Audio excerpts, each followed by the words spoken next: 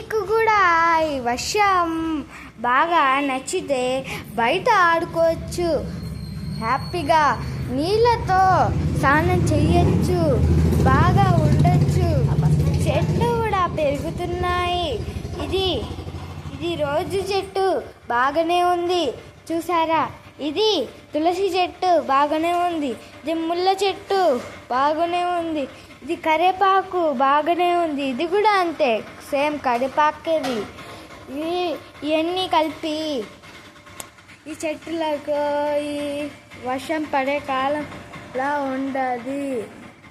ఇక్కడ మబ్బులు చూడండి బాగానే ఉన్నాయి.